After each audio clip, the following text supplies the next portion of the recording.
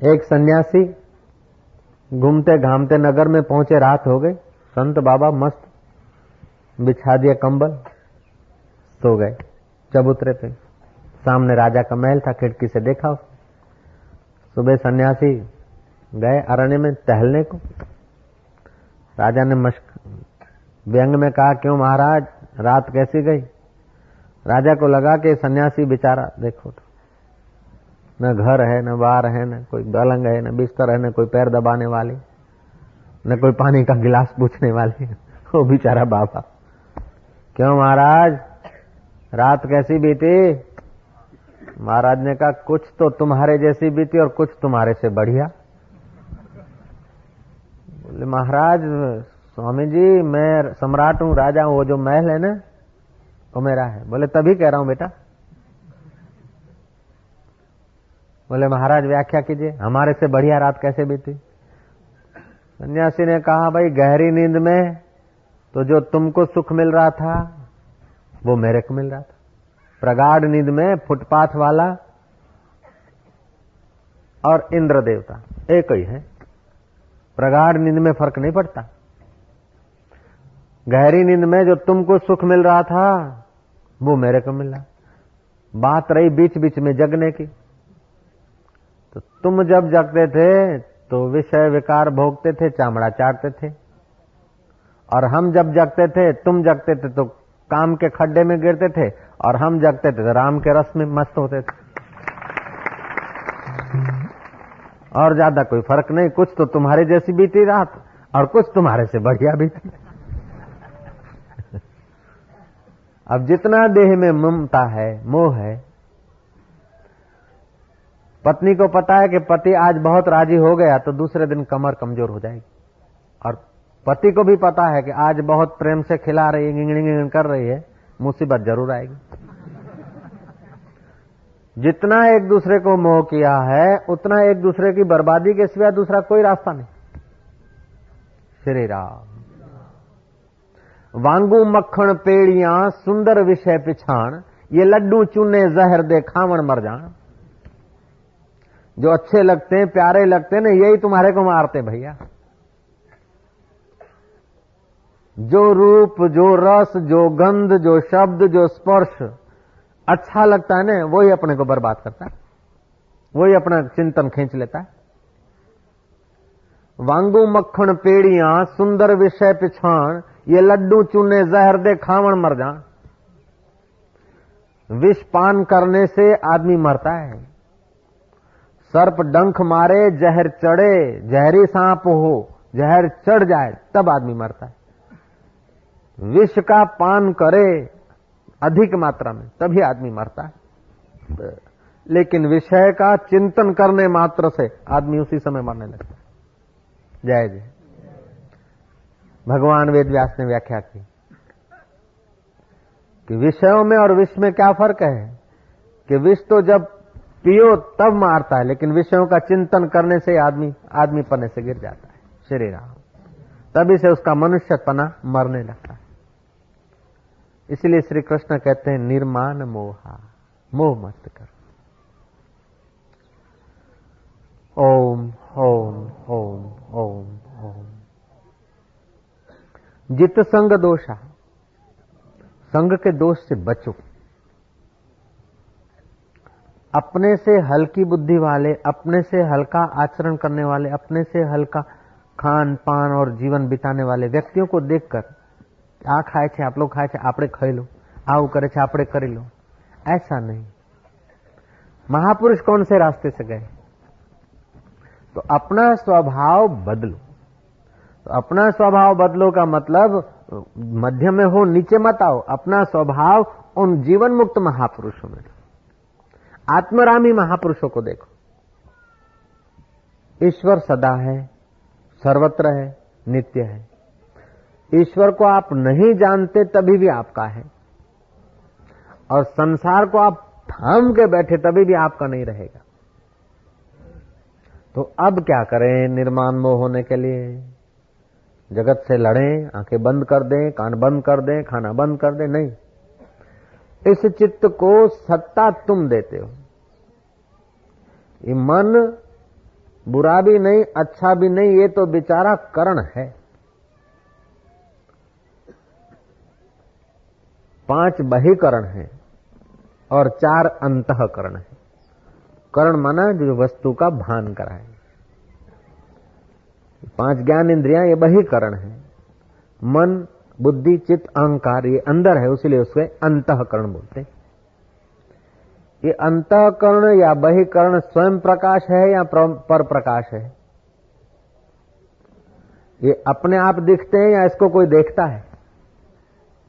ये अपने आप चलते हैं या इसको कोई चलाता है? बोलो। आंख अपने आप देखती है कि इसको देखने की मन की सत्ता मिलती है तब देखती है।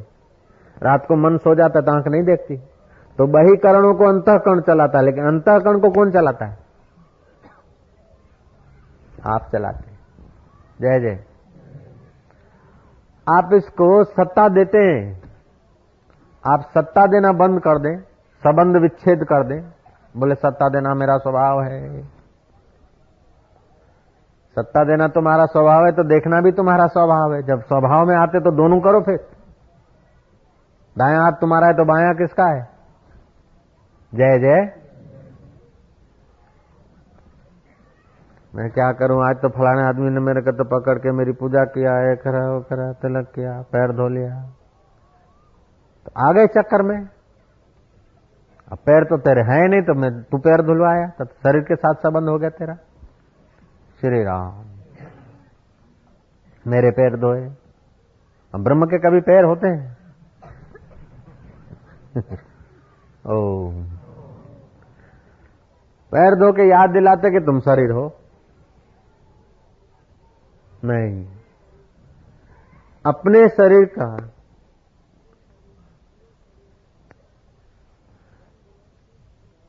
संबंध करणों के द्वारा है और करणों का संबंध अंतःकरण के द्वारा है और अंतःकरण का संबंध आपके द्वारा है। आप इनको सत्ता। अब सरल उपाय है कि निर्माण मोहा कैसे हो।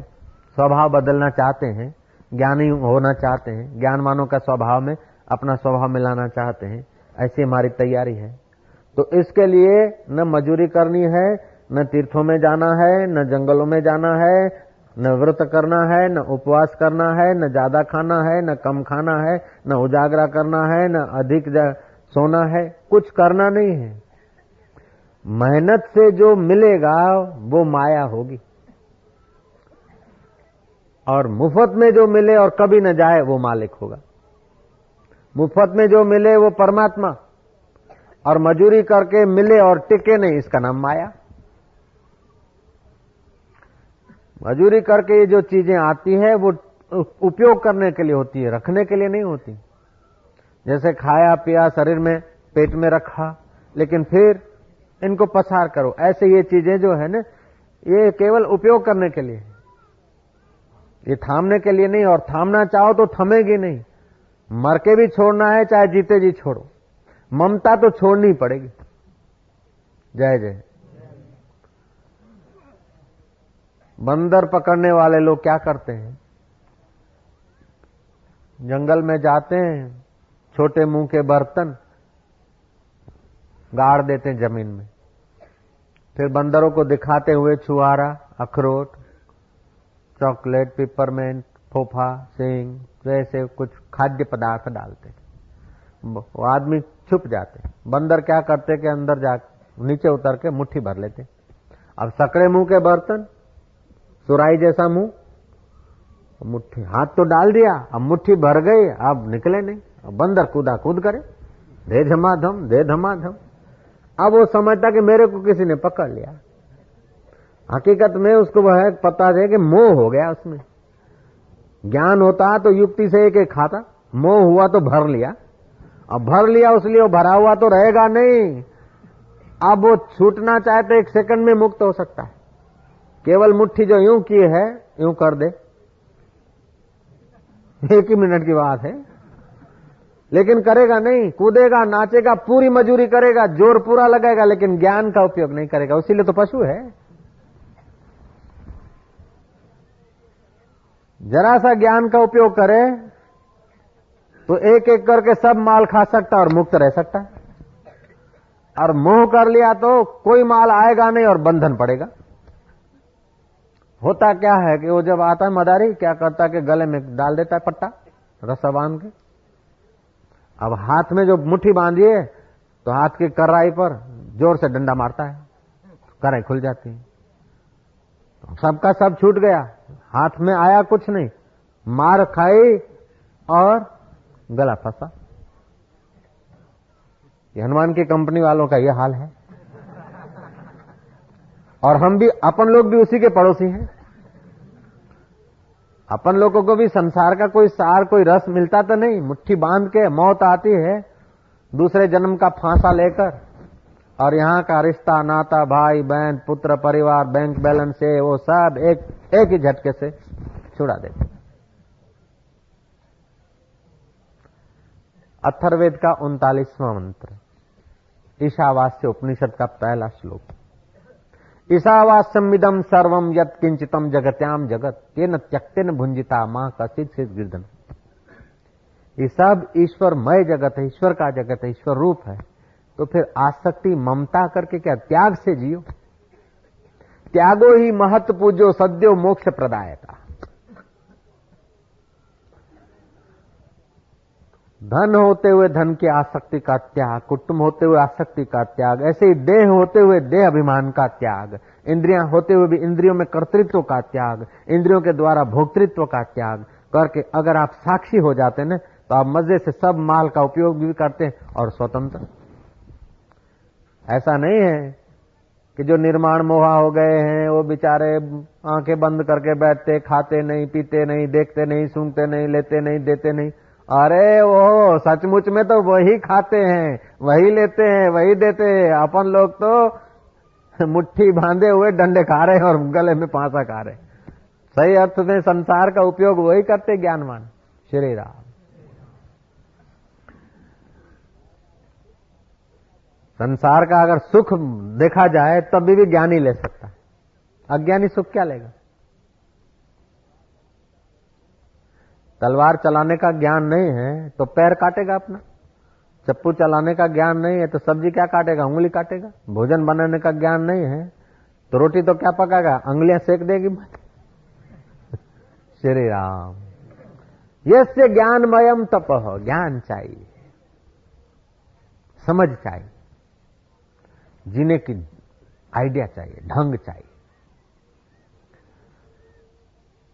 वो जो रूटीन पड़ गई है इंद्रियों के, मन के, बुद्धि के आधीनता में बर्बाद होने की, उस रूटीन से अपने को बदलकर ज्ञानी के चीले में डाल दो। फिर आपका खाना भी समाधि हो जाएगा, बोलना भी समाधि हो जाएगा, हंसना भी समाधि हो जाएगा, रोना भी समाधि हो जाएगा। ज्ञानी नो गमो जे मारे तेम हमो हमो ने हमो। राज करे रमणी रमे के ओढ़े मृगशाल, जो करे सो सहज में सो साहिब का लाभ। उसको मोह नहीं है, मान नहीं है, मोह नहीं है, इंद्रियों के साथ आसक्ति नहीं है। मोह सकल व्याधिन कर मूला, मोह सकल व्याधिन कर मूला। ताते उपजे पुनि भवशूला, ताते उपजे पुनि भवशूला। जय सिया राम, जय जय सिया राम, जय सिया राम, जय जय सिया राम।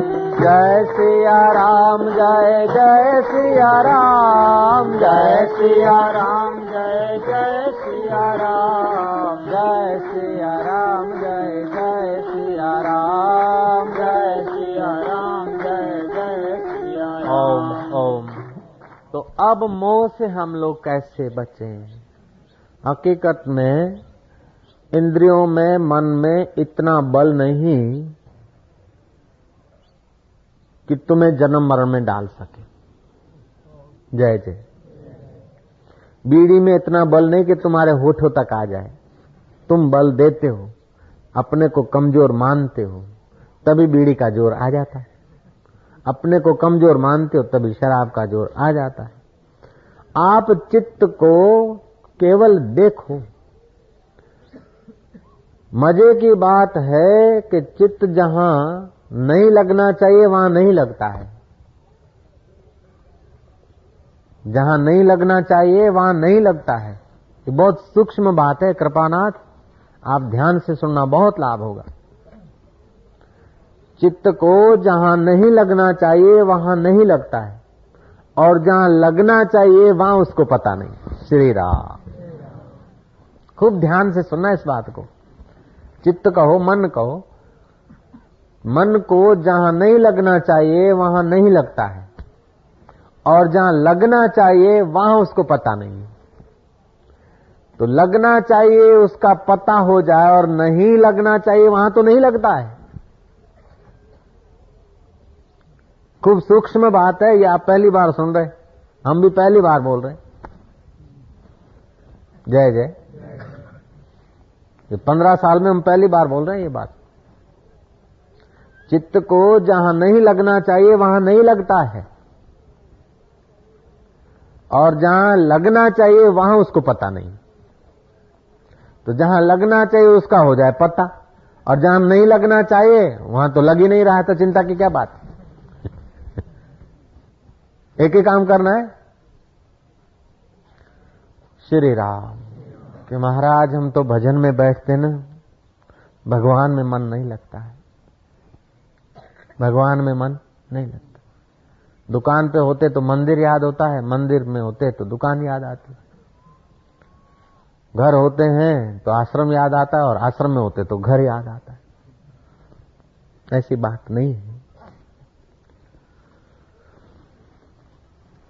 हकीकत में मन का लगने का जगह न आश्रम है, न घर है, न दुकान है, इसलिए वो जगह बदलता रहता है, कहीं लगा नहीं। जय जय। कहीं लगा नहीं। आप केवल देखो कि कहां कहां लगता है, लगे उसको लगने दो। कितनी देर लगता है? बेटे में मन लगा दो, कितनी देर लगता है? रुपए में मन लगा दो, कितनी देर लगेगा? तुरंत भागता है। अगर मन लग ही जाता संसार में तो अभी आप इधर नहीं होते हजूर। श्री राम। और इधर ही मन लग जाता तो अभी घर नहीं होते शाम को। ऐसी लगी लगन मीरा हो गई मगन, वो तो गली गली हरि गुण गाने लगी, महलों में पली बनकर जोगन चली। हकीकत में मन जहां नहीं लगना चाहिए वहां लगता नहीं है। आप केवल देखने का आइडिया करो, मजूरी नहीं करना है। ईश्वर प्राप्ति के लिए परिश्रम की कोई आवश्यकता नहीं, भविष्य की कोई आवश्यकता नहीं, वायदे की कोई आवश्यकता नहीं। भोग में तो वायदा होगा, आप कोई कर्म करेंगे उसका फल में तो थोड़ा इंतजार करना पड़ेगा, लेकिन ईश्वर के लिए इंतजार की जरूरत नहीं। सच्चे सुख के लिए इंतजार की जरूरत नहीं है। दिल्ली तस्वीरें हैं यार, जबकि गर्दन झुका ली और मुलाकात कर ली। परमात्मा प्राप्ति में, परमात्मा सुख में, सच्चे सुख में न देश की आवश्यकता है, न काल की आवश्यकता है, न वस्तु विशेष की आवश्यकता है। बाहर की चीजों में तो देश की आवश्यकता है कि अमुक देश में जाएंगे तभी मिलेगा, ठंडी हवा खानी है तो हिमालय जाएंगे तभी, अथवा एसी लाएंगे तभी, अथवा लाइट आएगी तभी ठंडी हवा आएगी। ऐसा नहीं कि ईश्वर आएगा तभी शांति आएगी। ईश्वर तो था, है और रहेगा। लाइट तो थी नहीं और फिर रहेगी नहीं। श्री राम। शरीर था नहीं और बाद में रहेगा नहीं। ऐसा कोई भोग नहीं है जो आपस में भोगी न लड़े। श्री राम। जितने प्रगाढ़ भोगी हैं उतने जल्दी लड़ेंगे। पति पत्नी लागी छूटे ना, फेरे फिर के आते। पहले दिन तो पत्नी समझती कि पति का देह ब्रह्मा जी ने सचमुच अपने ब्रह्म रस से सींचा होगा, और वो उल्लू का पट्टा समझता कि मेरी मिसिस की बॉडी देवताओं के अमृत के घड़े से ही बनी होगी। जय जय। जेके हष्ट मष्ट पिया कने पंहिंजो वाह वाह शादी, यार बना है दूल्हा, फूल खिले हैं दिल के, मेरी भी शादी हो जाए, दुआ करो सब मिलके। लेकिन जिनके खिले हैं उनके हाल तो देख। निर्माण मोहा जित संग दोषा। शादी किसी की देख, लेकिन संग दोष से बच जा भैया।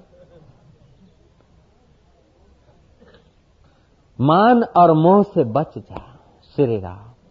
ये ज्ञानियों का स्वभाव, अपना स्वभाव बना ले। निर्माण मोहा जित संग दोषा अध्यात्म नित्या विनिवृत्त कामा। द्वंद्वेर मुक्ता सुख दुख संगेर गच्छन्ति अमूढ़ा पदमम अव्यत। जो अमूढ़ है, मूढ़ नहीं है, वो अव्यय पद, जो व्यय न होने वाला अविनाशी पद को प्राप्त होते। और जो मूढ़ है वो विनाशी वस्तुओं में अपना जीवन बर्बाद कर देते। ओम ओम ओम।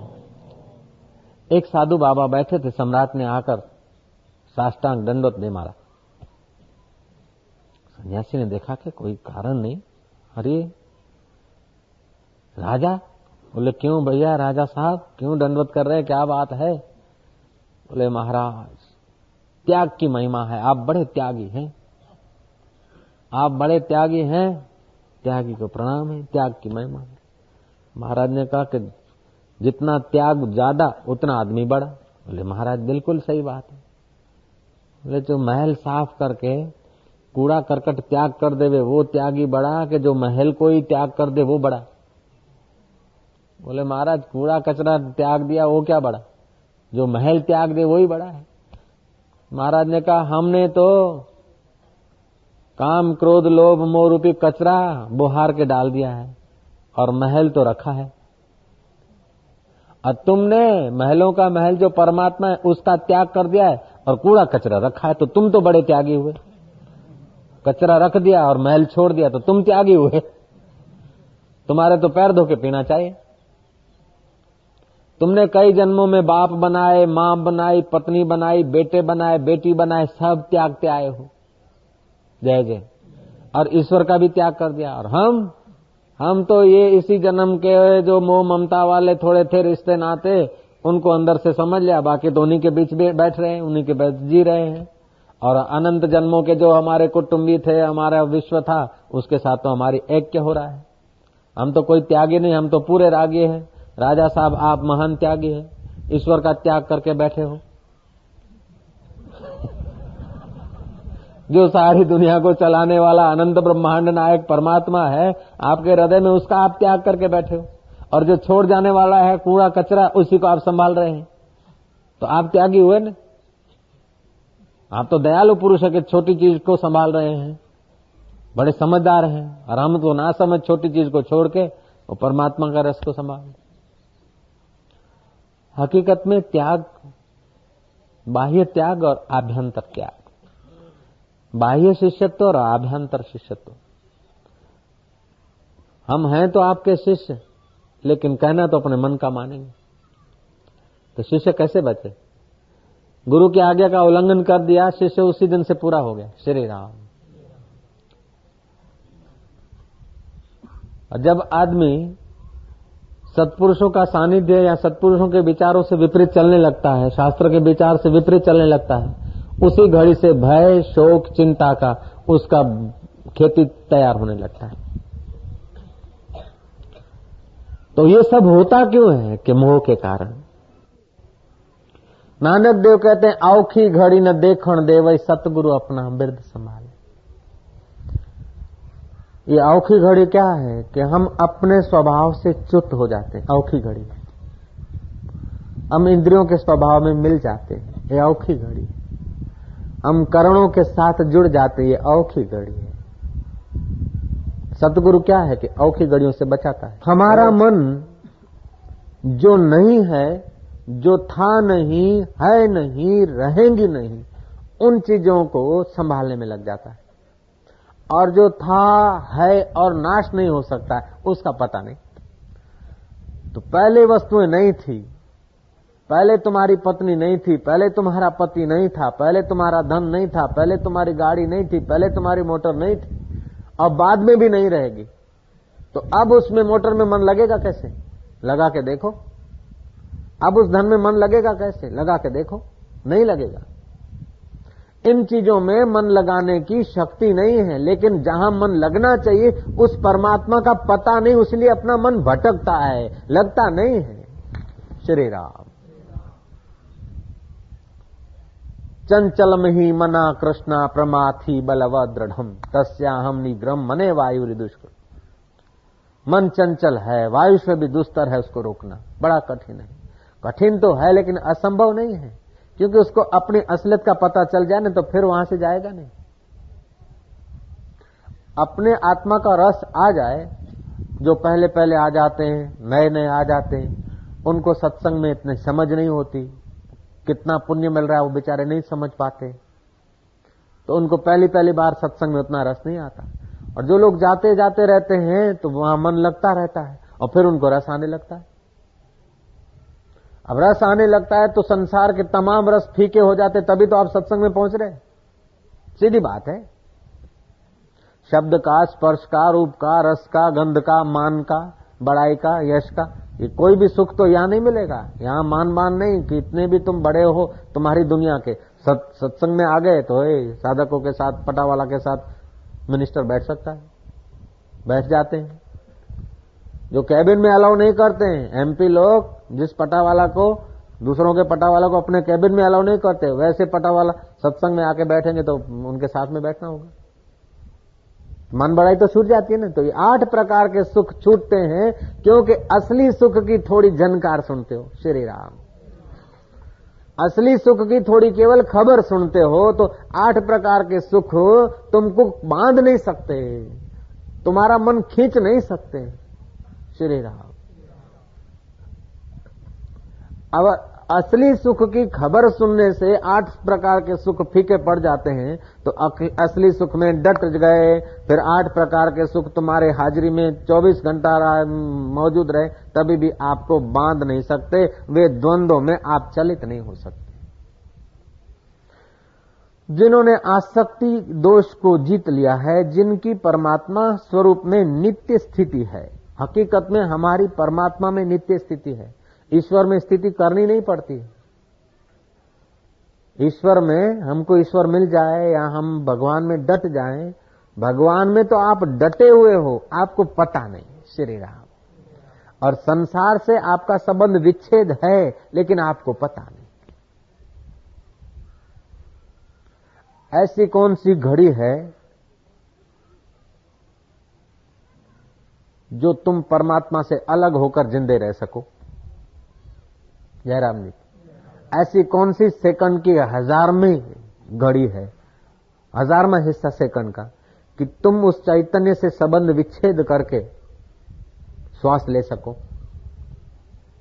अरे मूर्छावस्था में भी ये शरीर श्वास नहीं रहेगा, तब भी वो चैतन्य के साथ तुम्हारा संबंध है। जैसे आकाश सर्वत्र भरपूर होने के कारण कहीं जा आ नहीं सकता, ऐसे ही वो परमात्मा सर्वत्र भरपूर होने के कारण तुम्हारे को छोड़कर कहीं जा नहीं सकता।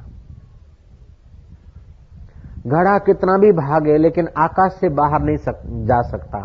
घटाकाश, घड़ा उठा के आप कितना भी दूर ले जाओ लेकिन आकाश से उसको अलग नहीं कर सकते। और आकाश कितना भी न चाहे, घड़े को अपने में रखना न भी चाहे, तभी भी घड़े से बाहर आकाश जा नहीं सकता। ऐसे ही वो परमात्मा का स्वरूप है लेकिन उसका पता नहीं। ईश्वर को तुम नहीं जानते तभी भी वो तुम्हारा है। जय जय। ईश्वर को नहीं मानते, नहीं जानते, तभी भी तुम्हारा है। और जगत को खूब पकड़ के रखोगे, वो तुम्हारा था नहीं, है नहीं और रहेगा नहीं। अगर तुम्हारा होता तो अगले जन्म के बेटी, बेटा, रुपए, पैसे रहते। तुम्हारा होता तो बचपन रहता, बचपन चला गया। तुमसे पूछा क्या? आया बचपन के रहो, तोतड़ी तोतड़ी भाषा जरा, भाई रुक जा। बोले स्वामी जी मैं ओवर टाइम नहीं करती हूँ। मैं क्या जा रहा तू जाती हूँ। आई जवानी, मैं क्या जवानी दीवानी है, चाहे योग करो चाहे भोग करो, सफलता मिलती है, बल होता है, जवानी तू रहेगी। बोले Swami ji please excuse me, मुझे माफ करो, मैं ओवर टाइम कहीं नहीं करती। आ रहा बुढ़ापा, क्या हाल है? बोले हम तो लेके ही जाते।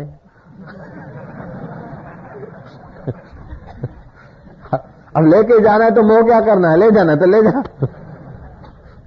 लेकिन तू ले लेके कहां ले जाएगी?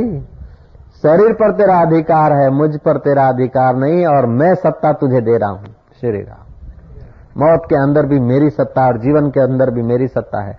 तो जैसे मेरे पैर मेरे हाथों से नहीं डरते और मेरे हाथ मेरे सिर से नहीं डरते, मेरा सिर मेरी पीठ से नहीं डरता, क्योंकि सब मैं ही हूं, ऐसे जिसका निर्माण मोहजित संग दोष अवस्था में पहुंच गया है, अध्यात्म नित्या निवृत्त कामा हो गया है, उसको फिर कोई भय नहीं होता है, कोई शोक नहीं होता है। तो जो छूटने वाली चीजें हैं उनको, जो बहने वाली चीजें उनके बहते हुए का मजा लो, और जो रहने वाला परमात्मा है उसके रहने के साथ तादात्म्य कर लो। एकदम सीधा हिसाब। जो बह रहा है उसके बहते पानी के बहाव का मजा लो, जो बीत रहा है, संबंध छूट रहा है, उनको छूटने वाला समझ के उनका सदुपयोग कर लो। उसमें मोह मत करो, ममता मत करो,